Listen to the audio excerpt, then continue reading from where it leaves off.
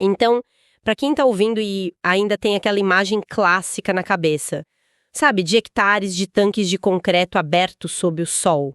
As estações tradicionais. Exato. Aqueles tanques cheios de esgoto decantando passivamente, tipo, dependendo só da gravidade e do tempo mesmo.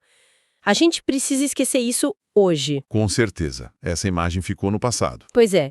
E se o esgoto não fosse só um problema ambiental a ser descartado, mas sim um combustível valioso para uma refinaria de alta tecnologia?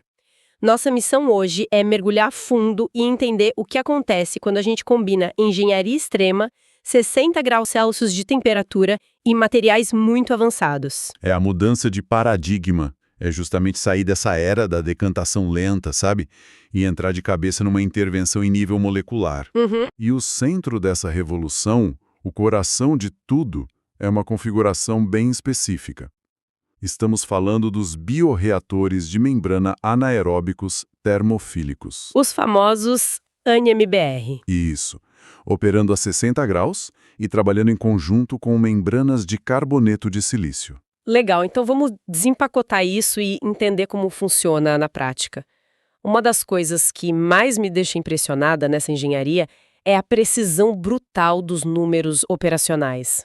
Os números são extremos. Sim, o objetivo é manter um reator cravado em 60 graus Celsius operando com uma concentração de lodo absurda, tipo na casa dos 10 quilogramas por metro cúbico. É muita coisa. Para quem tenta visualizar o que são 10 quilos de sólidos suspensos espremidos em 1.000 litros de água... É quase uma lama, né? Exatamente. É praticamente uma sopa muito grossa, quase sólida. Então, a grande pergunta é: por que a engenharia forçaria um sistema a trabalhar com uma carga tão densa assim? Olha, lidar com essa quantidade de matéria orgânica... Estamos falando aí de 8 a 10 mil miligramas por litro num tanque aeróbico convencional à temperatura ambiente seria simplesmente inviável. Travaria tudo. Com certeza. A viscosidade desse material criaria um bloqueio físico intransponível para qualquer tipo de filtração tradicional que a gente conhece. É tipo tentar bombear um purê de batatas muito grosso por quilômetros de tubulação fina. Adorei a analogia, é bem por aí. A bomba faria uma força descomunal, né? A pressão dispararia de um jeito que a energia gasta não compensaria o tratamento de forma alguma. Não compensaria mesmo. O que nos leva ao fenômeno da polarização de concentração. Tá, e o que é isso exatamente? Então, quando você tem uma massa tão densa de sólidos e tenta empurrar ela contra uma barreira de filtração, as partículas se acumulam imediatamente contra a superfície. Fazendo um paredão. Exato, formando uma parede impenetrável. E aí o fluxo de água simplesmente cessa. Mas, quando a temperatura do reator é elevada para esses 60 graus Celsius, a física do fluido sofre uma alteração dramática. O calor afina o lodo. Isso. A agitação térmica aumenta a energia cinética das moléculas. Isso afasta elas umas das outras e quebra a resistência interna do lodo. Aquela textura de purê que você mencionou ganha uma fluidez muito maior. Caramba! E aí as partículas não travam mais o filtro? Não da mesma forma. As partículas atingem uma alta difusividade. Elas se movem rapidamente e evitam aquele acúmulo esmagador na superfície da membrana. Entendi. O calor atua basicamente como um facilitador do trânsito molecular, aliviando esse engarrafamento. Perfeito. É uma ótima forma de visualizar. Mas, ainda assim, veja bem, o sistema está empurrando essa lama quente contra um filtro microscópico o tempo todo.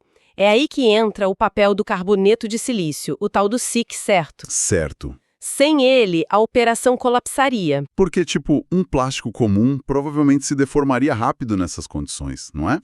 Sofreria um colapso mecânico quase imediato com esse calor e pressão contínuos. Mas a cerâmica aguenta. Só que o que faz a estrutura química do SiC ser tão essencial para viver mergulhada nesse caos biológico? Tem que ter algo a mais. E tem. O carboneto de silício possui propriedades de superfície que parecem até que foram projetadas sob medida para mitigar esse ambiente extremo, sabe? A primeira característica crítica é a carga elétrica dele. A superfície do SiC possui uma carga naturalmente negativa quando está submersa. Tá, e o lodo? Pois é. Grande parte das partículas coloidais, bactérias e a matéria orgânica presentes no lodo também carregam uma carga superficial negativa. Opostos se atraem, mas iguais se repelem. Exatamente isso. Então a própria membrana empurra microscopicamente a sujeira para longe dela. Funciona quase como um campo magnético de repulsão contínua. Genial! É fantástico. Essa repulsão eletrostática é a primeira linha de defesa. Mas a segunda, que eu acho talvez a mais fascinante, é a hidrofilicidade extrema do SiC. Hidrofilicidade seria a afinidade com a água, né? Isso. A estrutura atômica desse material atrai as moléculas de água com uma força magnética imensamente superior à atração que exerce sobre óleos ou polímeros orgânicos. E o que isso significa na prática? Na prática, o material puxa a água pura para si mesmo. Isso cria uma microcamada de hidratação contínua, colada ali na superfície dele. Nossa, como se fosse um escudo invisível. Perfeito. Qualquer sujeira que tente aderir acaba escorregando nessa barreira de água protetora. Caramba! Juntando os fatores, então, o fluido está mais fino, por causa dos 60 graus. Sim. A membrana tem uma carga elétrica que afasta as partículas e ainda veste essa armadura de água pura que você explicou. Um combo triplo contra a sujeira. Isso esclarece totalmente porque o sistema consegue evitar a formação daquela crosta de sujeira grudada, o temido fouling, né? O pior pesadelo dos operadores de membrana. Imagino. E se eventualmente algum resíduo mineral conseguisse fixar ali, o fato de ser uma cerâmica ultra resistente deve ajudar na hora da limpeza? Com certeza. A equipe de operação pode simplesmente inundar o sistema com produtos químicos super agressivos, sem medo de corroer o equipamento. Pode jogar ácido sem pena. Sem pena. Uma rotina de limpeza química com ácidos ou bases altamente concentradas restaura a permeabilidade do SiC praticamente aos níveis originais de fábrica. E se tentassem fazer isso com membranas poliméricas? O plástico ressecaria rápido, sabe? Ficaria quebradiço e perderia a capacidade de filtração em muito pouco tempo. A integridade física inabalável da cerâmica é a âncora que permite operar nesse limite térmico. Ok, então a barreira física está dominada e a água passa limpa. Exato. Mas a gente não pode esquecer que tem um tanque gigantesco cheio de matéria orgânica fervilhando a 60 graus ali atrás. Um verdadeiro reator biológico. Pois é, o lodo não está lá apenas circulando para ser filtrado. Ele está passando por transformações profundas, o que nos leva direto para a mecânica da hidrólise térmica. É aí que a mágica biológica acontece. A hidrólise é, essencialmente, a quebra das paredes celulares das bactérias mortas. É a fragmentação de moléculas orgânicas complexas em cadeias mais curtas e simples, pela ação combinada da água e da temperatura. Pense nisso como uma pré-digestão em escala industrial, então. Uma ótima definição. Em estações de tratamento comuns, esse processo biológico de quebra pode demorar dias e dias. Só que aqui surge uma aparente contradição operacional. Aqui é que fica muito interessante. Diga. Quando a gente lê sobre hidrólise térmica industrial aplicada a lodo de esgoto, o padrão ouro geralmente exige injetar vapor a 150 ou até 170 graus Celsius. O padrão convencional, sim. Mas como é que o nosso sistema atinge um nível comparável de quebra operando a apenas 60 graus no reator anaeróbico? Tipo, 60 graus não parece baixo demais para destruir essas moléculas complexas? Essa é uma dúvida muito comum. A diferença fundamental está no mecanismo da quebra. Como assim? A 150 graus, o processo é puramente físico-químico, sabe?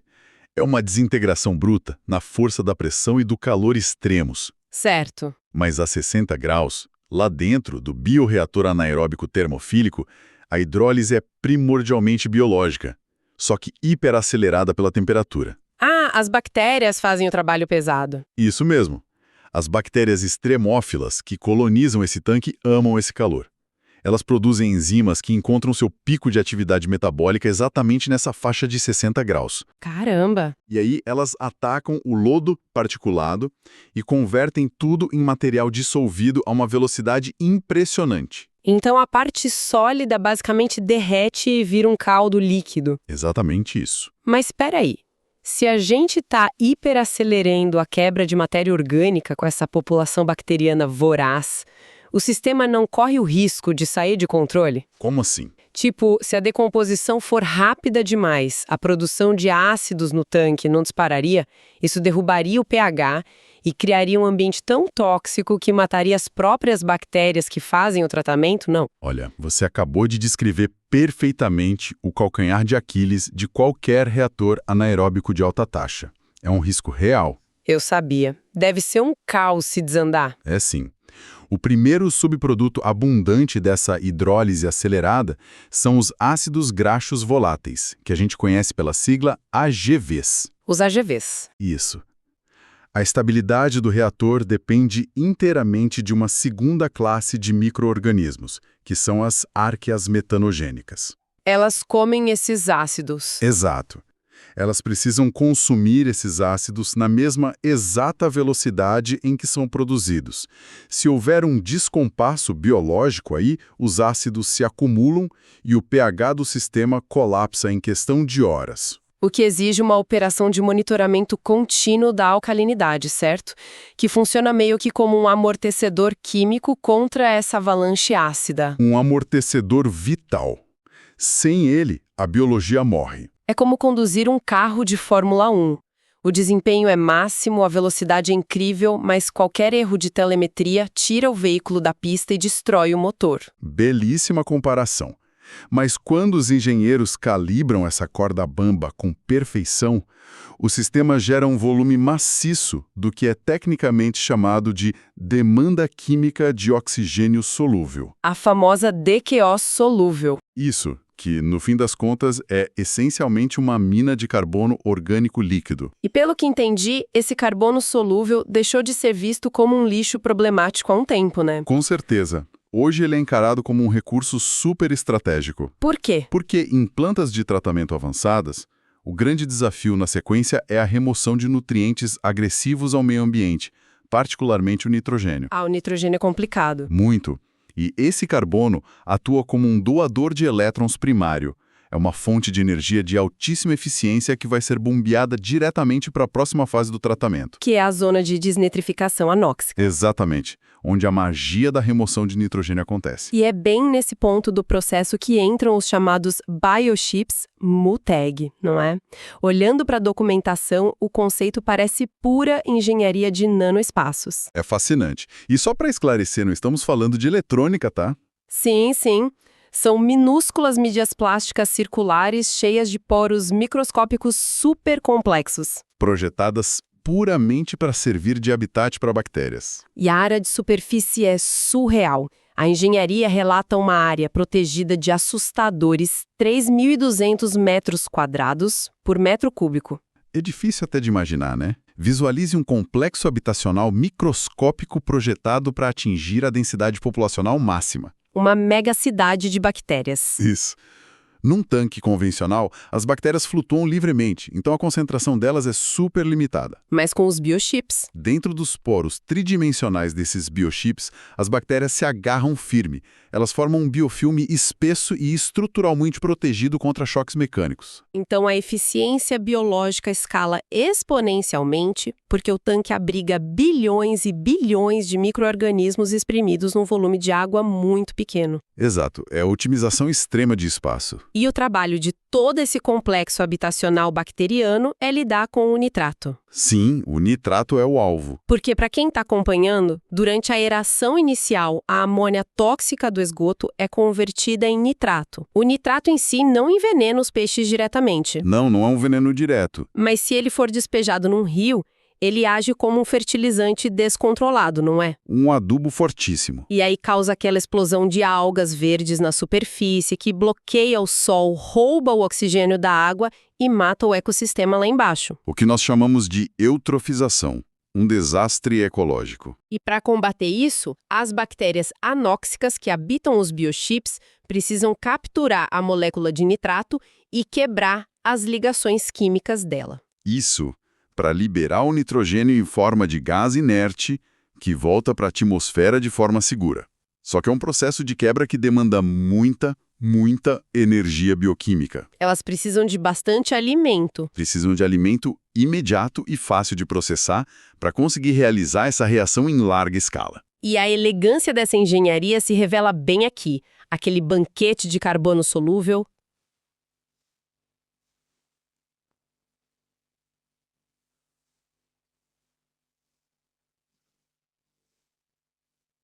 Os ácidos graxos voláteis que o reator anaeróbico a 60 graus acabou de extrair do lodo espesso. Isso. Ele é canalizado justamente para alimentar esses biochips.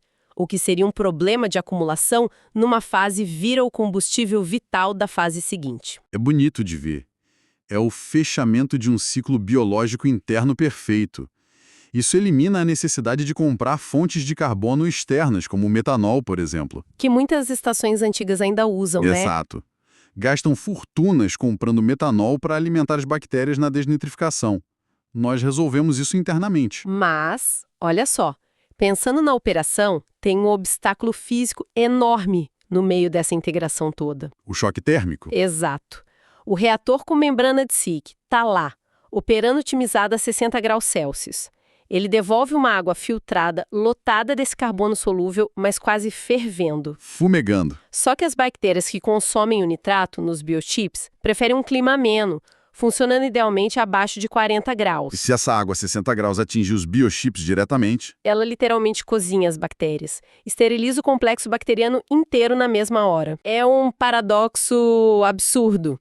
É como tirar um bolo fervendo do forno e precisar que ele congele imediatamente para poder colocar a cobertura sem derreter tudo. É um desafio de engenharia tremendo.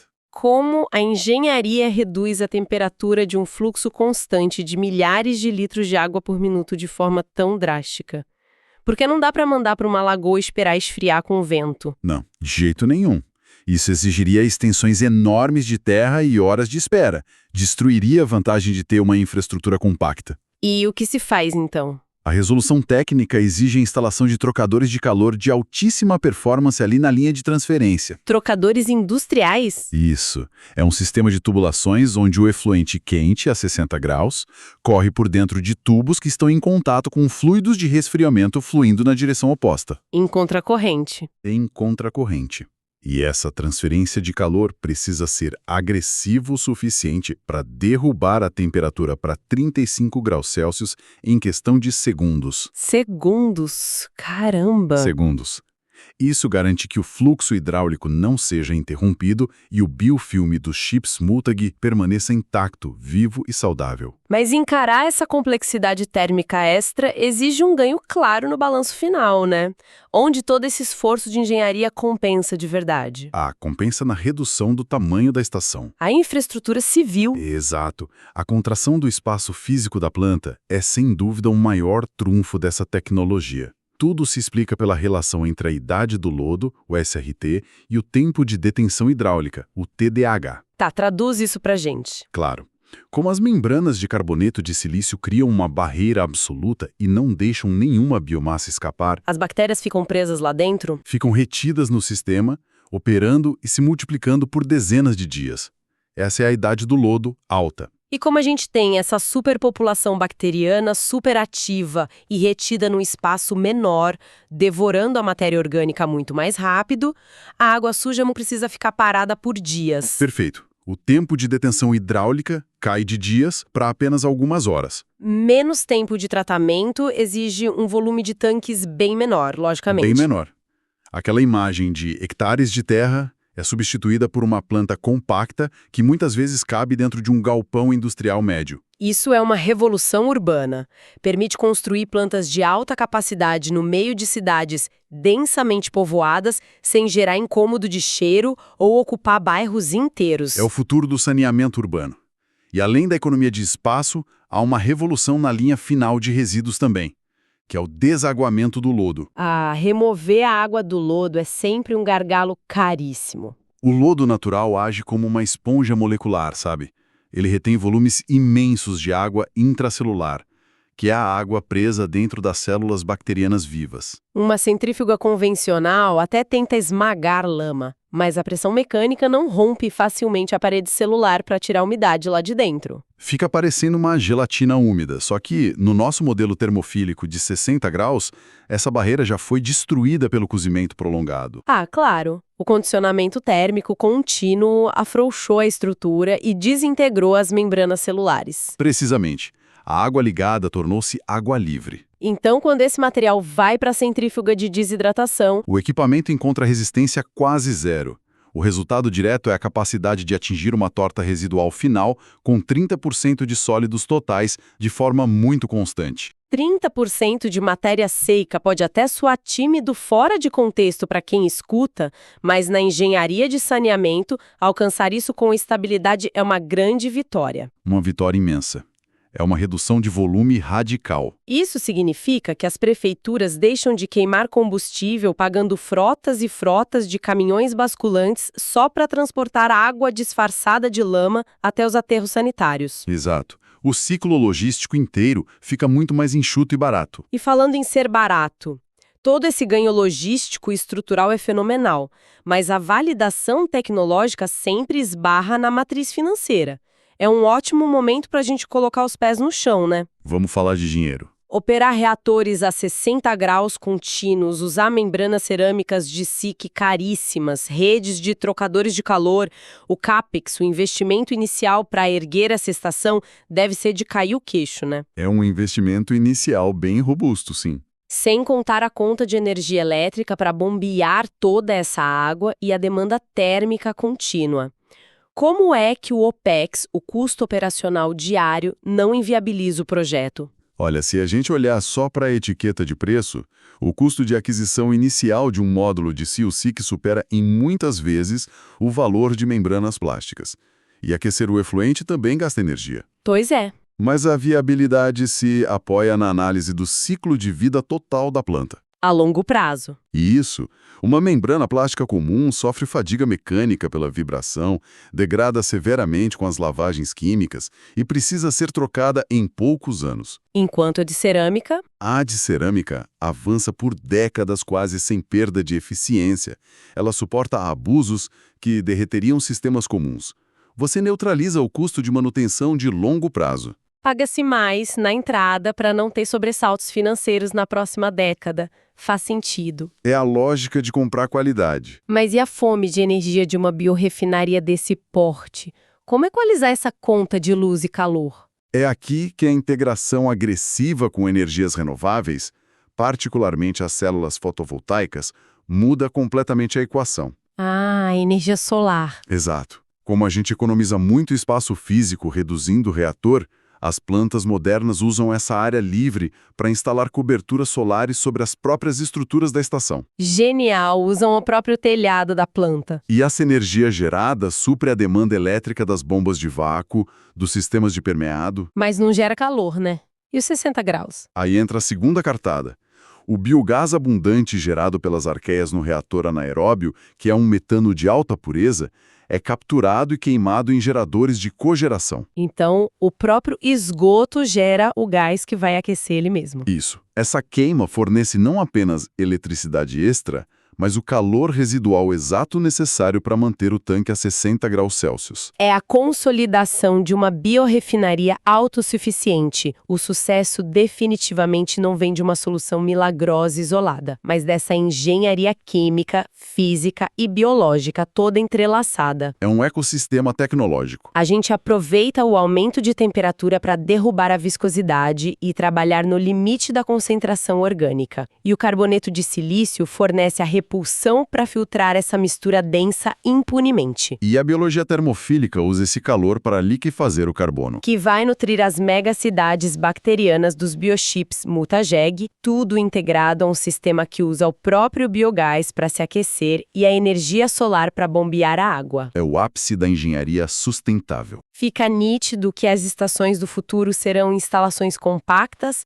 profundamente ágeis e arquitetonicamente invisíveis no espaço urbano. Totalmente integradas. Mas antes da gente encerrar essa conversa, eu quero voltar rápido àquele gargalo dos trocadores de calor que a gente mencionou, aquele momento de resfriamento brutal de 60 para 35 graus. Certo, choque térmico. Retira-se uma quantidade massiva de energia térmica do fluido para proteger os biochips. Sim. Energia que precisa ser transferida para um fluido secundário e muitas vezes dissipada nas torres de resfriamento para a atmosfera. É calor jogado fora.